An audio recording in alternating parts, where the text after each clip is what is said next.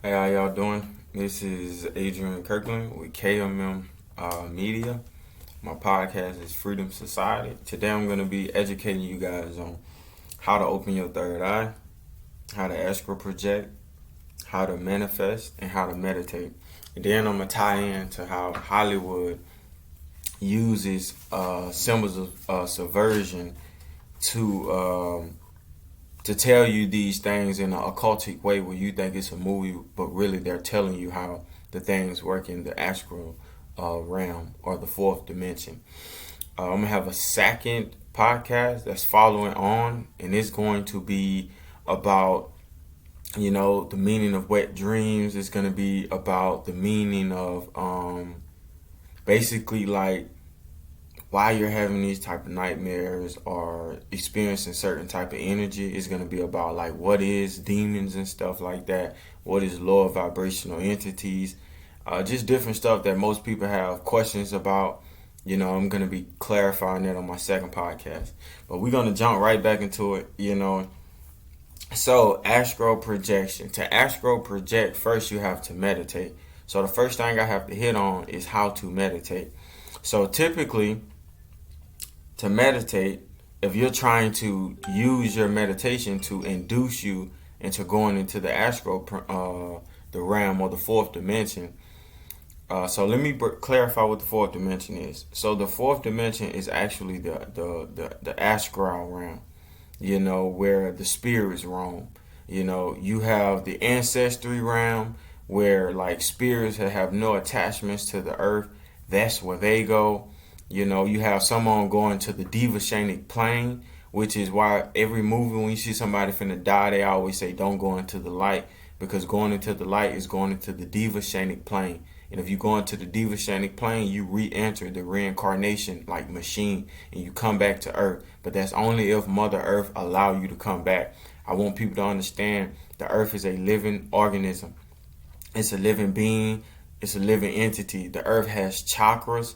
The earth has lungs. It takes 180 days for the earth to breathe in, and it takes 180 days for the earth to exhale. So when it's inhaling, that's when you get, summer, you get spring, you get all your beautiful months and stuff, because earth is inhaling, it's breathing in that air.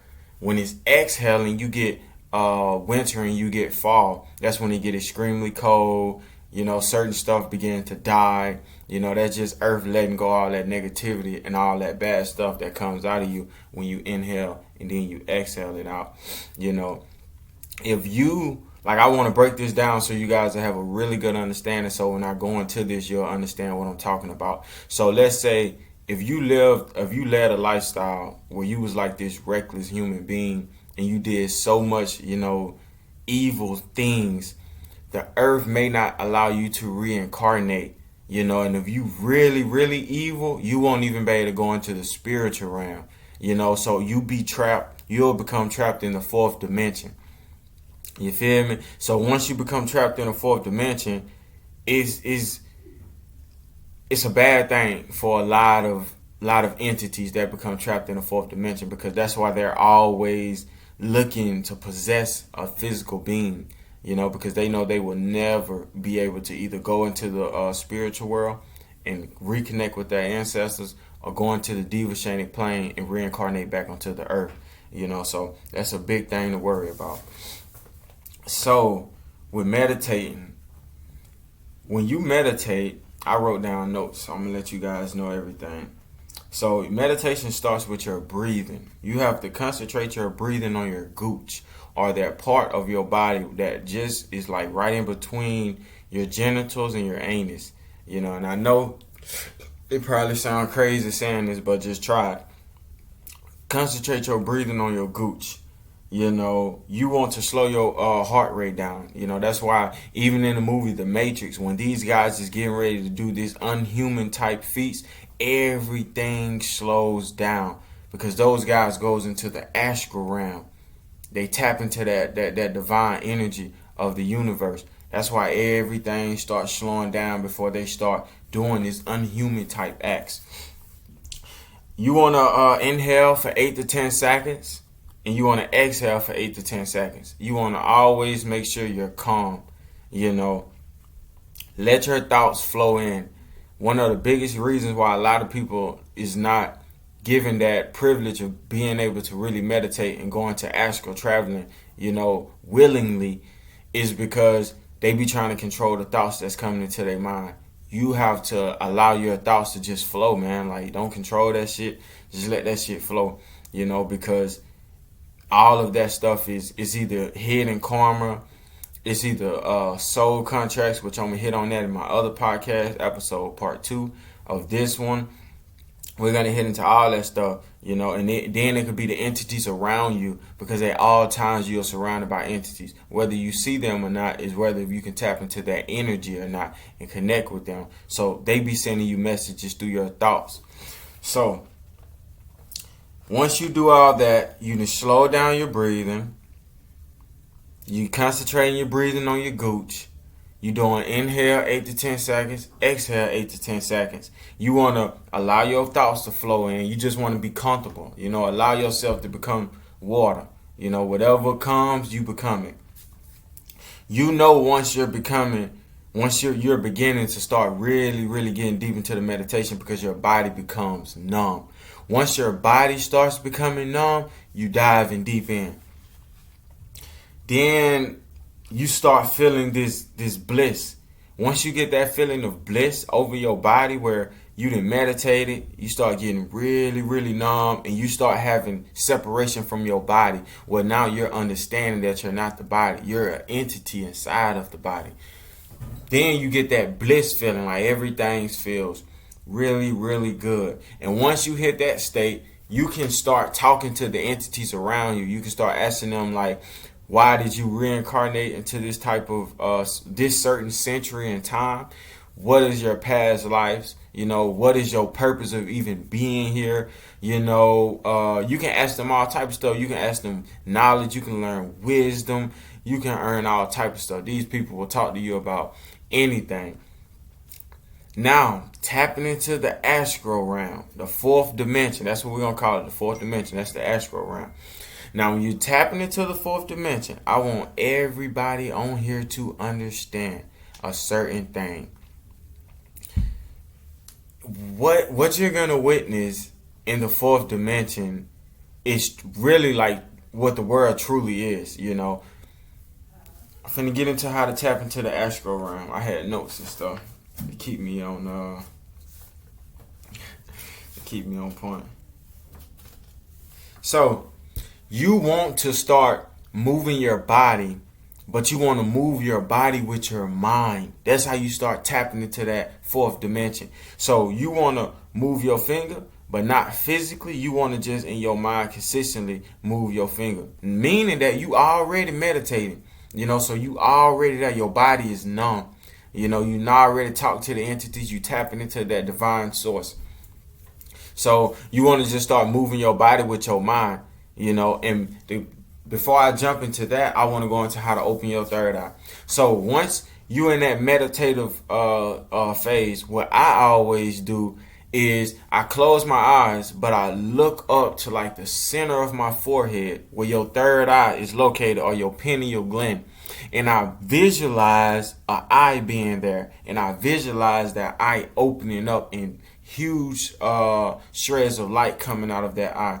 So your third eye has opened when you feel this tense pressure that is concentrated on the front part of your brain, the front part of your head. You getting like these intense headaches. Some people get heat flashes. Some people hear that sound like a opening of Coca-Cola. They hear that type of sound, or burning sound.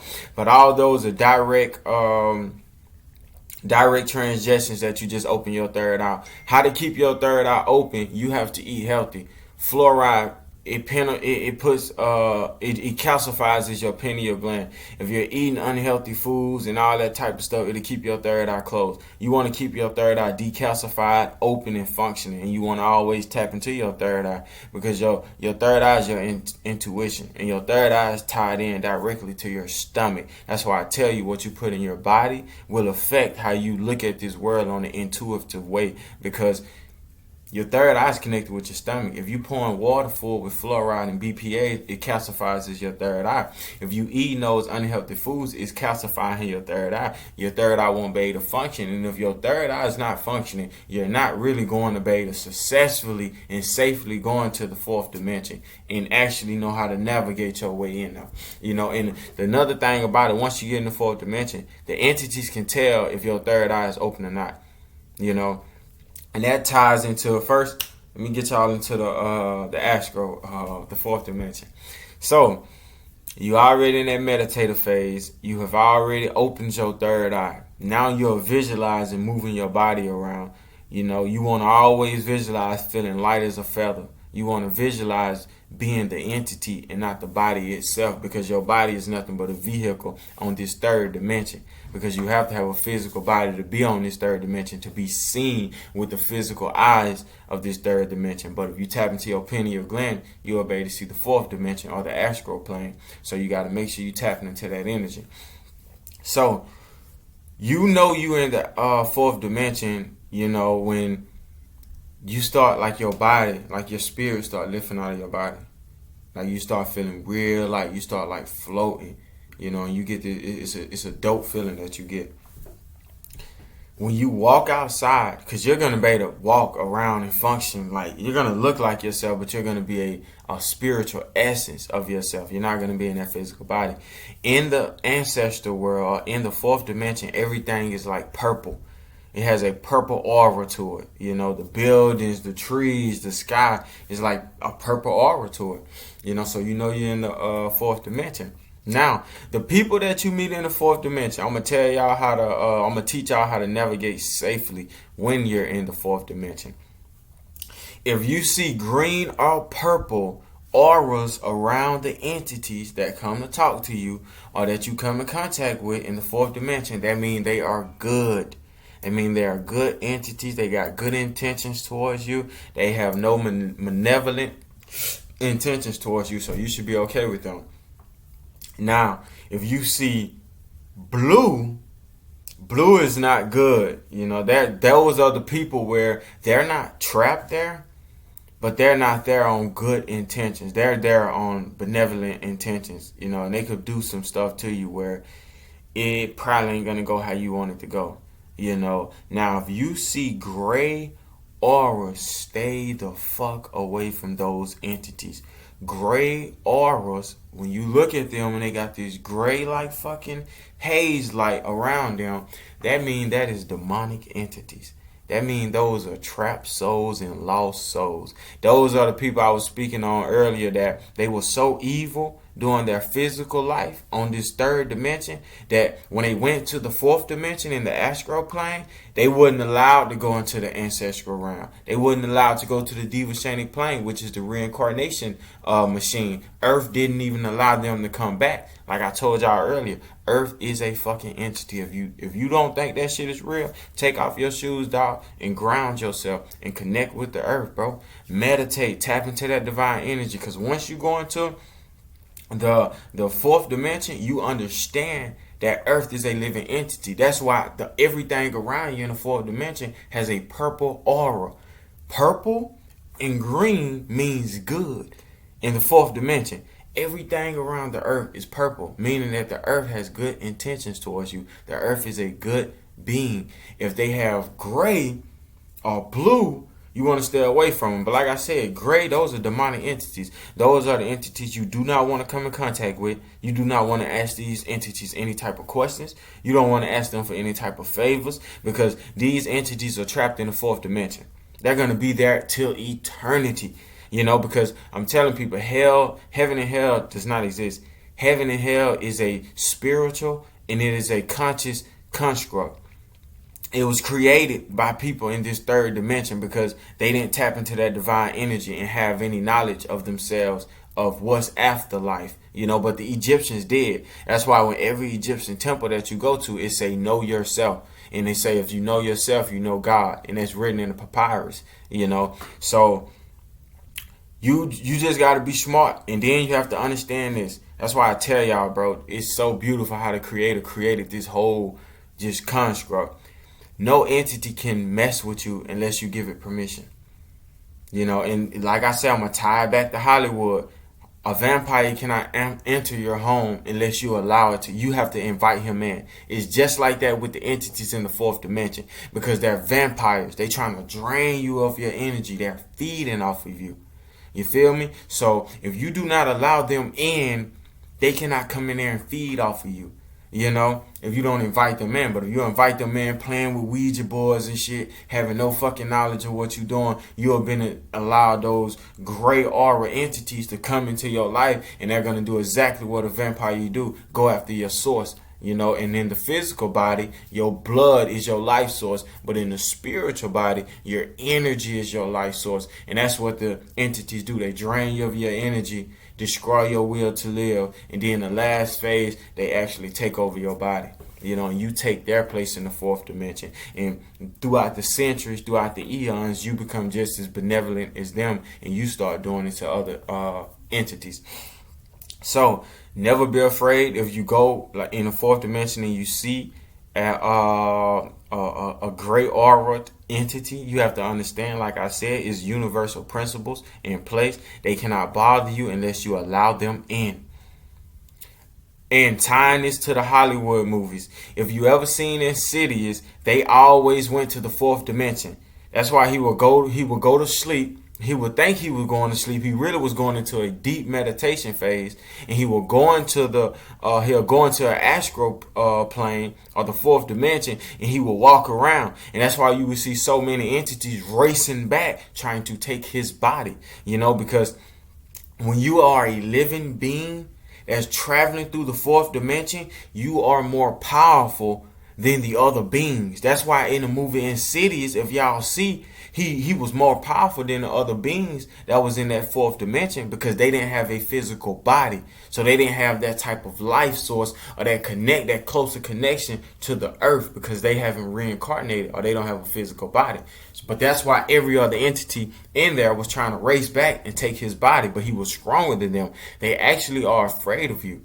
You know, that's why I want y'all to understand they're actually afraid of you, because you're more powerful than them, you're stronger than them, and you have that connection to the divine source that they do not have. So don't never be afraid. You know, when you going into the fourth dimension, have fun with it. You know, my personal experiences, man, I went all around the world. Like, that's why I tell people, if you have a dream you went to Mexico, dude, your spirit went to Mexico. You know, and it's just detailed, and you just explain this to people, and people looking at you like you crazy. That wasn't your brain. That was your spirit actually leaving your body and walking the streets of Mexico, you know, or whatever places that you go. Because once you go into the fourth dimension, you can travel wherever you want to go around this world. Wherever you want, you can go to Paris, you can go to Germany, you can go to all type of places, you can meet all type of entities. That's why I say, if you meet entities with a purple or a green aura, you can talk to them. I done had someone talk to me.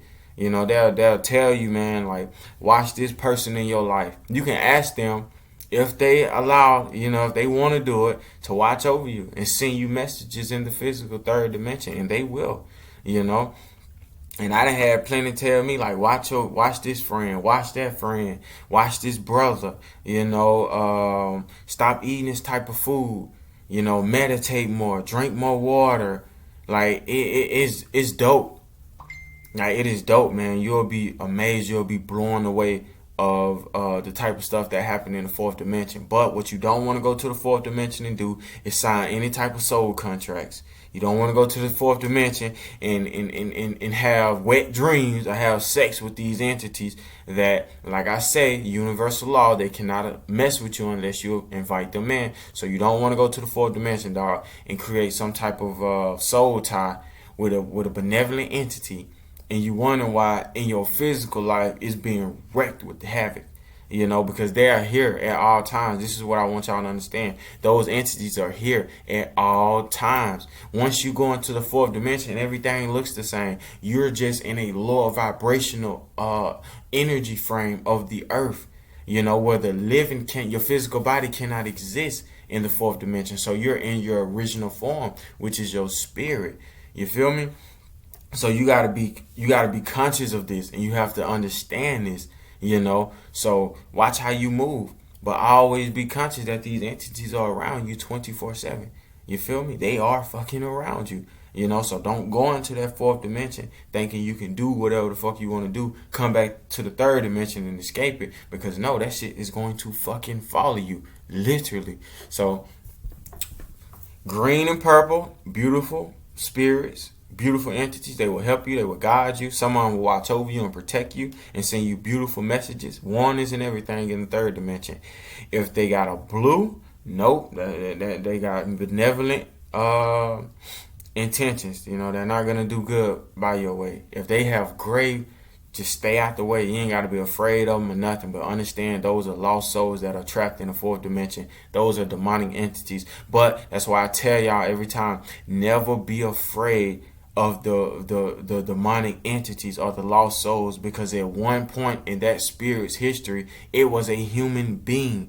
It was because it did evil shit why it got stuck in the fourth dimension, which ties back into Insidious. That evil as entity that was on that boy used to be a woman. It had a physical body at a point of its history.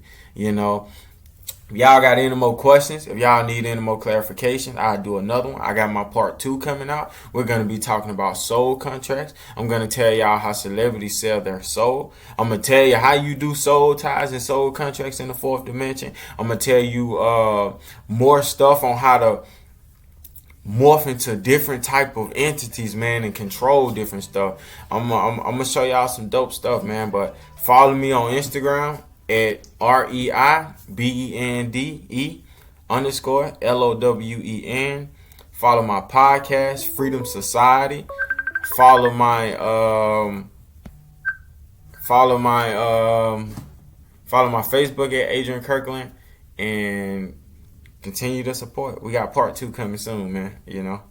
Thank you.